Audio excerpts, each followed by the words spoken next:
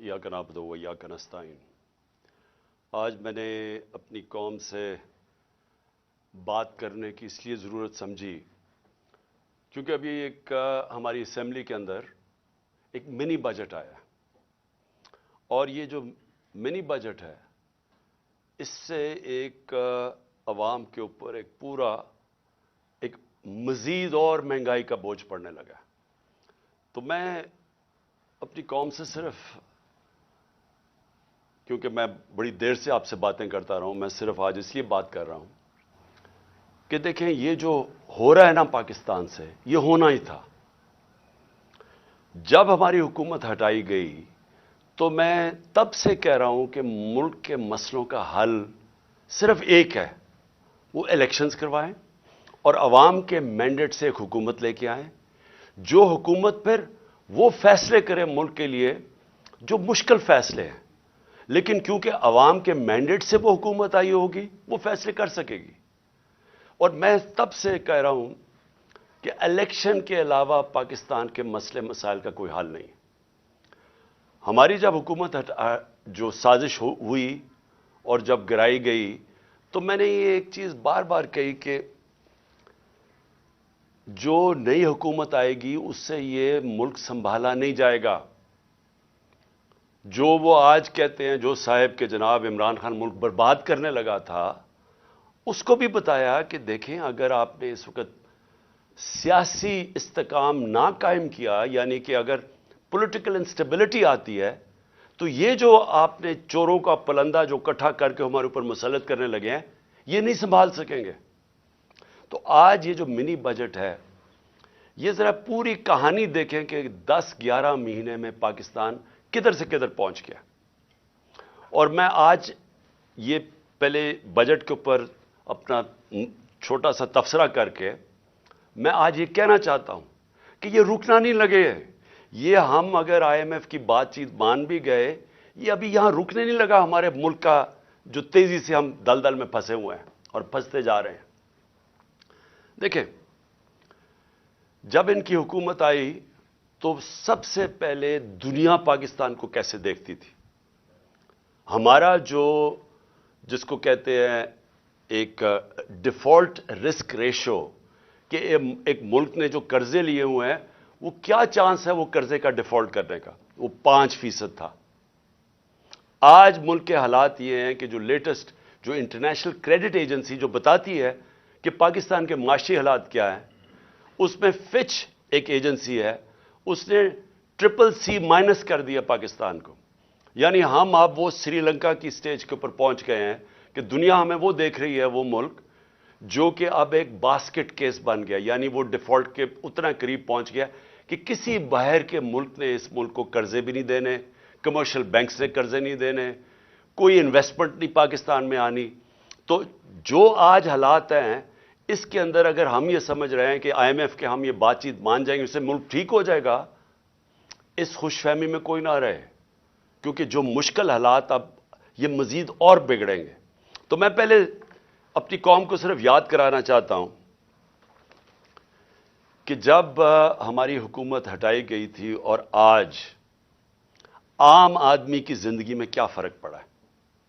मैं मुखातिब हूं अपनी आम आवाम से, अपनी मिडिल क्लास से, सैलरीड क्लास जो तनख्वाहदार तबका है, वो आज किस मुश्किलात से गुजर रहा है।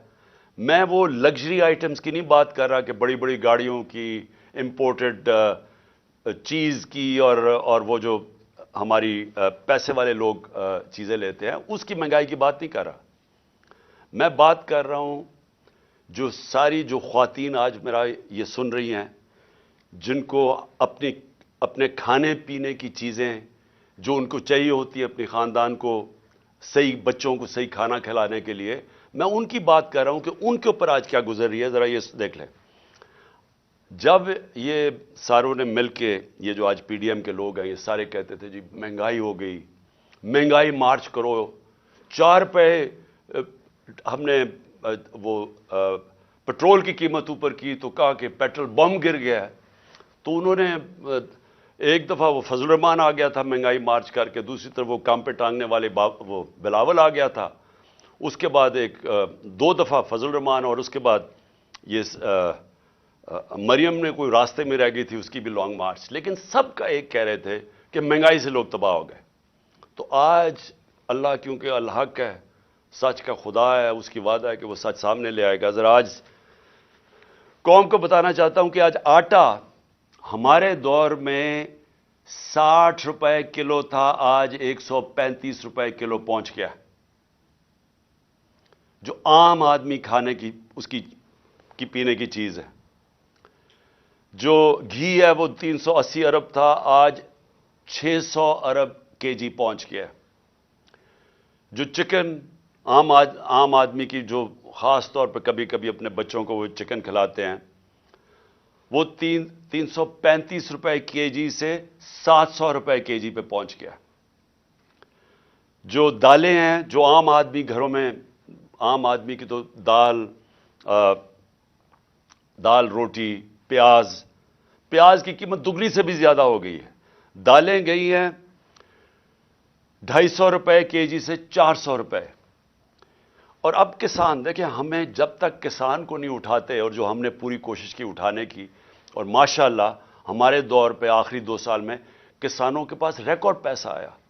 ہم نے ان کو ٹائم پہ جو گنے کی فصل کٹتی تھی، شوگر مل سے ٹائم پہ پیسہ لے کے دیا، پوری قیمت لے کے دی، کٹوتی ختم کی، ٹائم پہ پیسہ ملو اور اپنی زمینوں پہ لگایا. ریکارڈ 4 فصلوں کی ریکارڈ پروڈکشن 2 سال ہوئی ہماری، یعنی بمپر کراپس ہوئی. تو آج وہ جو یوریا استعمال کرتا ہے وہ 1668 روپے ہمارے دور میں تھا، آج یوریا گیا ہے 3000 روپے پہ.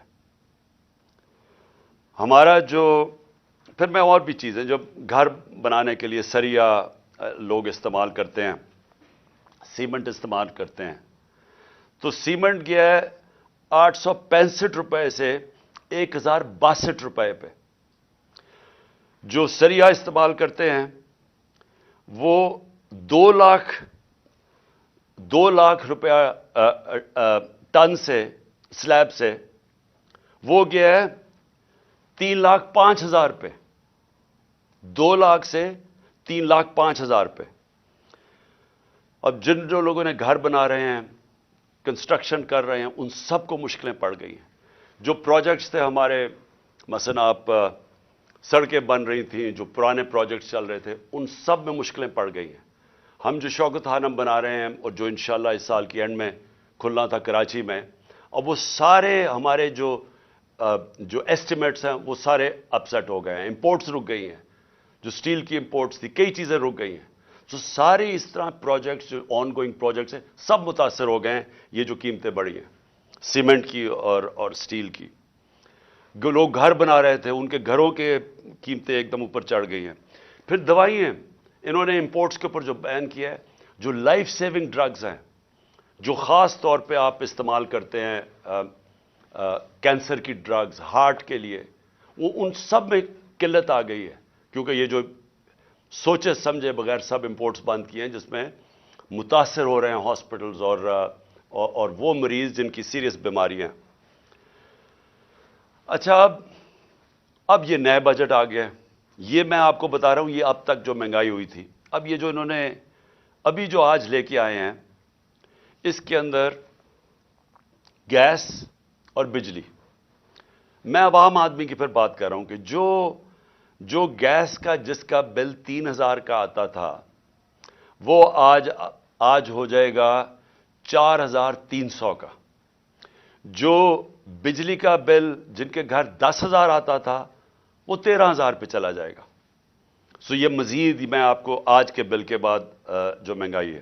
Sales tax across the board بڑھا دی ہے، یعنی ساری چیزیں، کیونکہ سیلز ٹیکس انہوں نے بڑھایا ہے، ساری چیزیں اس سے مہنگی ہوں گی.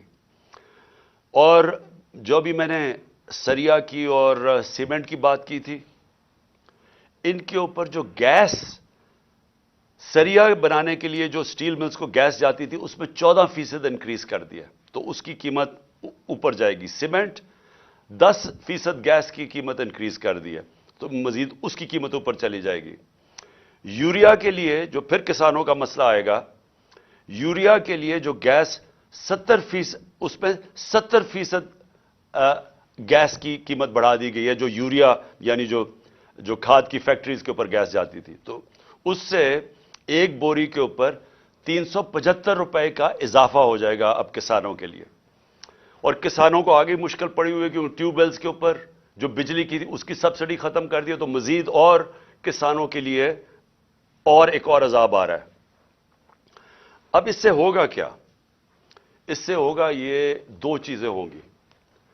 ایک، مہنگائی بڑھے گی۔ مہنگائی آ گئی 50 سال میں پاکستان کی تاریخ کی سب سے زیادہ مہنگائی ہے۔ میں نے پھر سے کہا کہ ان کی ساری کیمپین ہمارے خلاف کیا تھی کہ ہم نے بہت زیادہ مہنگائی کر دی۔ ہمارے دور پہ جو مہنگائی تھی وہ 12% تھی، وہ آج پہنچ گئی ہے 30% کے اوپر اور مزید بڑھنے والی ہے۔ جو سب سے خوفناک چیز ہے، جو فوڈ انفلیشن، جو کھانے پینے کی چیزیں جو مہنگی ہوئی ہیں، وہ ہمارے دور پہ 16% تھی، آج 40% پہ پہنچ گئی۔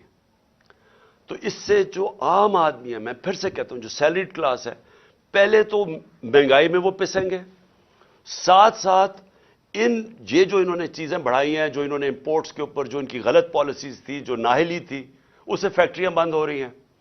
ہماری جو ریکارڈ انڈسٹریل پروڈکشن تھی، ہماری جو انڈسٹری اضافی تیزی سے بڑھ رہی تھی، آج وہ منفی پہ چلی گئی ہے۔ جو انڈسٹریز، جو ٹیکسٹائل انڈسٹری، آپ فیصل آباد جا کے دیکھیں، جدھر مزدور نہیں ملتا تھا، آج بے روزگاری شروع ہو گئی ہے۔ ایک طرف بے روزگاری، ایک طرف مہنگائی۔ انٹرسٹ ریٹ انہوں نے ریکارڈ اوپر کر دی ہیں۔ اس کا مطلب کہ جو بھی آپ کوئی نیا کاروبار شروع کرے گا وہ 100 دفعہ سوچے گا، کیونکہ انٹرسٹ ریٹ اوپر چلے گئے، سود کی شرح اتنی اوپر چلی گئی ہے۔ تو ایک طرف مہنگائی، دوسری طرف بے روزگاری۔ اب میں جو آج میرا اصل آج آپ سے بات چیت کرنے کا مقصد کیا تھا، اب آگے ہم کیا کر رہے ہیں، جا کدھر رہے ہیں؟ میں اس لیے آپ سے کہہ رہا ہوں کہ یہ جو مزید مہنگائی آئی ہے، اور یہ جلدی جلدی انہوں نے کی ہے، شروع میں ان کو سمجھ نہیں آئی کیا کرنا تھا۔ اپنے این آر او کے اوپر انہوں نے وقت گزارا۔ ان کو صرف ایک پڑی ہوئی تھی کہ کس طرح کے ان کے 1100 ارب روپے کے ان کے اوپر کرپشن کیسز تھے وہ ختم ہو۔ ہم ہر سال، ہمارے 3.5 سال کے اندر، ہر سال جو نیب ریکور کرتی تھی چوری کا، وہ 160 ارب روپیہ تھا۔ ہم نے 480 ارب روپیہ اپنے دور میں نیب نے ریکور کیا تھا۔ ہم نے نہیں کیسز بنائے تھے، یہ پرانے کیسز تھے، لیکن ہمارے دور میں نیب پیسے ریکور کر رہی تھی کیونکہ ہم کسی کو بچا نہیں رہے تھے۔ اب 1100 ارب روپے کے جو کرپشن کیس ہیں انہوں نے معاف کروا لیے۔ تو ایک طرف قوم کی کمر توڑ دی ہے مہنگائی اور بے روزگاری سے، دوسری طرف انہوں نے اپنے کرپشن کے کیسز معاف کروا لیے، اور تیسری طرف روپیہ ڈالر کے بنسبت 90 روپیہ گرا ہے۔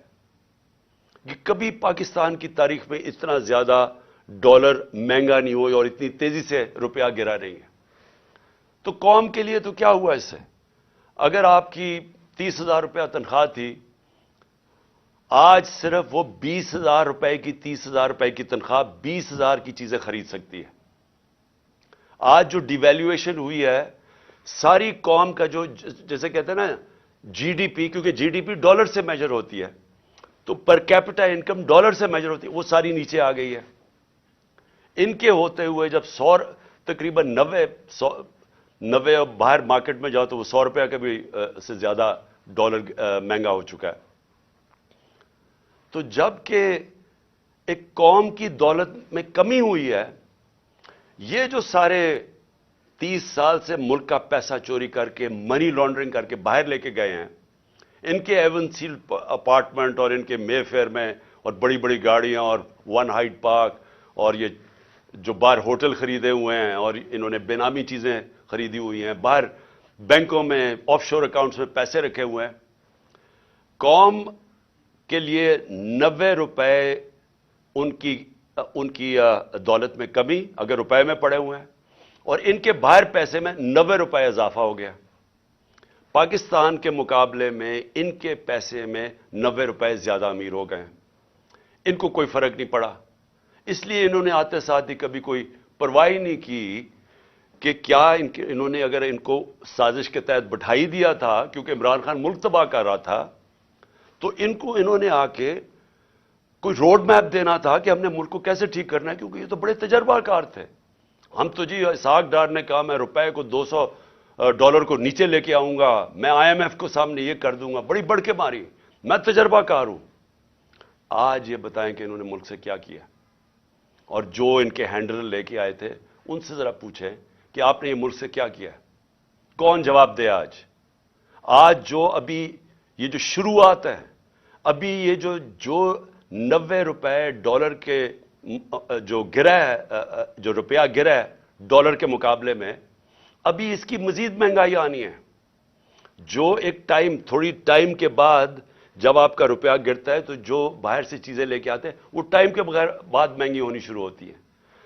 تو نہ تو انہوں نے کوئی تیاری کی، نااہلی ان کی یہ ہے کہ انہوں نے غلط فیصلے کر کے ملک کو آج یہاں پہنچا دیا ہے کہ اس طرح کا بجٹ لانا پڑا ہے. اور کوشش کر رہے تھے کہ عارف علوی کے اوپر سارا بوجھ ڈالے. پارلیمنٹ میں بھی نہیں چاہتے تھے کہ ڈبیٹ ہو اس کے اوپر، اس سے کہتے تھے آرڈیننس سائن کرو تاکہ یہ بچ جائیں کہ پارلیمنٹ میں ان کے اپنے لوگ کیا یہ جو بجٹ لے کے آ رہے ہیں وہ کیا بولیں گے اس کے اوپر. قوم کے اوپر سارا بوجھ، خود اپنی کرپشن کے کیسز معاف، اور کوئی آگے راستہ بھی نہیں ہے، روڈ میپ بھی نہیں ہے. میں آخر میں یہی بات کرنا چاہتا ہوں کہ جو بھی ان کے بیکرز ہیں یہ سمجھ جائیں کہ ان کے پاس کوئی آگے کا راستہ نہیں ہے. یہ اگر سمجھ رہے ہیں کہ اس سے آپ IMF کے ڈالرز آ جائیں گے تو وہ یہ ایسے سمجھیں کہ یہ کینسر کا علاج ڈسپلن سے ہو رہا ہے، تھوڑی دیر کا تھوڑا سا آرام آئے گا، لیکن کینسر جب تک کاٹ کے نکالی نہ جائے یہ کینسر پھیلتی جائے گی، یہ قرضے بڑھتے جائیں گے، آمدنی سکڑتی جا رہی ہے. ہماری ریمیٹنسز جو ہمارے دور میں 17% انکریز کر رہی تھیں، ہماری ریمیٹنس میں 17% اضافہ ہو رہا تھا جو 31 ارب پہ پہنچ گئی تھی، وہ ان میں اب 11% کمی آ گئی ہے. تو پہلے تو اضافہ ختم ہوا اور پھر 11% کمی آ گئی ہے، یعنی جو ڈالرز آنے تھے ریمیٹنس سے وہ کم ہو گئے ہیں، ایکسپورٹس گر گئی ہیں ہماری. تو ہمارے پاس تو جو آمدنی ہے وہ تو سکڑتی جا رہی ہے، فیکٹریاں بند ہو رہی ہیں، بے روزگاری بڑھ رہی ہے، لیکن قرضے بڑھتے جا رہے ہیں کیونکہ یہ تو قرضے ہی لیے نا IMF سے، اور ہم یہ امید رکھ رہے ہیں کہ اور بھی ملٹی نیشنلز قرضے دیں گی. تو وہ تو قرضے ہیں، تو یہ حل تو نہیں ہے. حل کیا ہے؟ حل جو میں تب سے کہہ رہا ہوں، میں نے کوشش بھی کی، اپنی گورنمنٹ خود میں نے ڈیزالو کی اپریل میں الیکشنز کروانے کے لیے، لیکن پورا پلان بنا ہوا تھا کیونکہ فیصلہ ہو گیا تھا عمران خان بہت خطرناک ہے اس ملک کے لیے. تو تب سے وہی ابھی بھی حل ہے.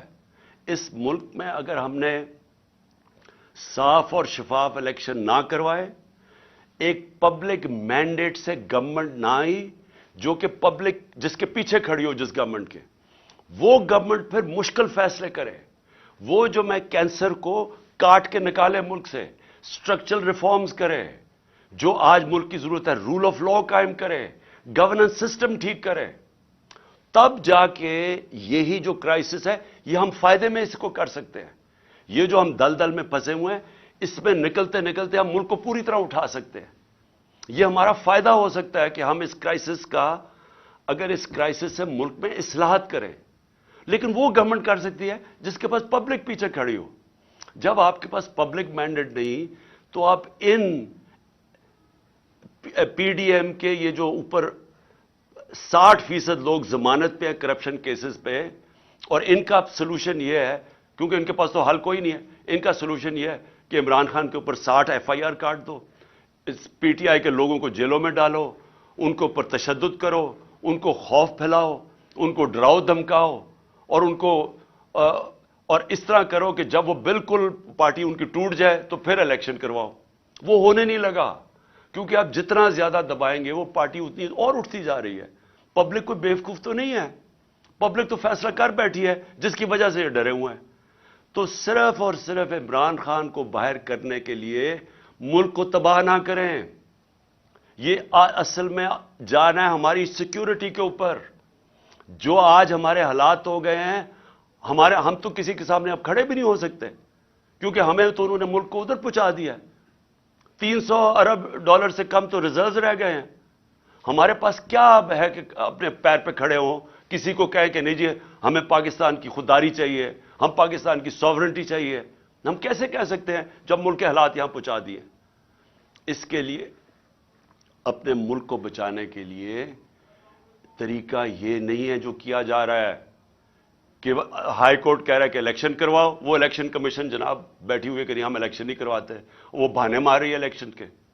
پاکستان کا آئین کہتا ہے 93 میں الیکشن کرواؤ. یہ کوئی بہانہ مار رہا ہے, کوئی صرف ڈرے ہوئے ہیں الیکشن ہارنے سے.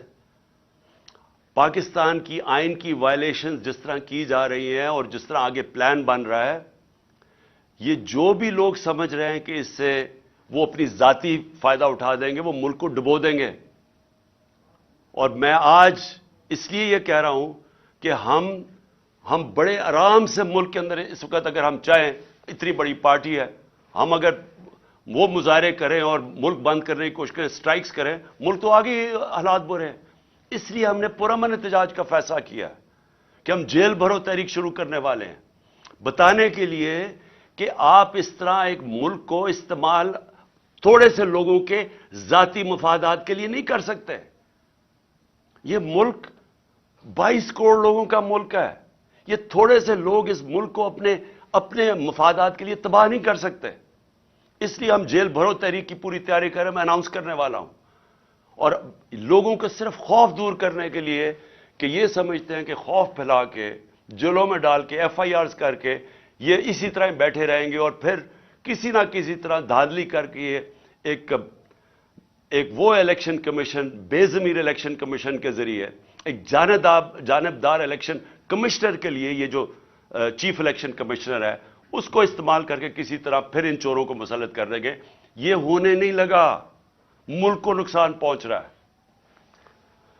اور میں آخر میں اپنی ساری قوم کو کہنا چاہتا ہوں, پھر سے میں ایک بات کہنا چاہتا ہوں اور بات ختم کرتا ہوں کہ دیکھیں وہ ہم اس موڑ پہ کھڑے ہو گئے ہیں جس کا ہم سب کو خطرہ تھا کہ ایک دن جب سے یہ امپورٹڈ حکومت آئی ہے کہ خدا نہ خواستہ ہم یہاں نہ پہنچ جائیں. ہم وہاں پہنچ گئے ہیں. ہمارے سامنے اب صرف 2 راستے ہیں. ہم چپ کر کے اب انتظار کریں کہ مزید ملک تباہی کی طرف جائے, یا ہم ایک پرامن احتجاج کی تحریک کے اندر سب شامل ہوں اور بتائیں ان کو کہ آئین اور قانون کے بغیر کوئی دنیا کا معاشرہ نہیں چل سکتا. دنیا کا معاشرے جتنے بھی ہیں وہ رول آف لا پہ چلتے ہیں, اور رول آف لا آئین ڈیفائن کرتا ہے, اور آئین آپ کو کہتا ہے کہ 90 دن میں الیکشن کروائی جائے. اس سے جتنا آپ پیچھے ہٹتے جائیں گے آپ ملک کو ادھر دھکیلتے جائیں گے, جدھر ملک جس کو کہتے ہیں بنانا ریپبلک, جدھر جنگل کا قانون ہوتا ہے ادھر ملک کو دھکیلا جا رہا ہے. ہم یہ کبھی ہونے نہیں دیں گے. اور میں نے صرف اپنے لوگوں کو بھی سب کو تیار کیا, اپنی قوم کو, کہ ہم ایک پرامن احتجاج کے لیے تیار ہو جائیں, کیونکہ مجھے ابھی تک کوئی نیت نہیں نظر آ رہی ان کی آئین کے اوپر چلتے ہوئے 90 دن میں الیکشن کروانے کی. پاکستان زندہ باد.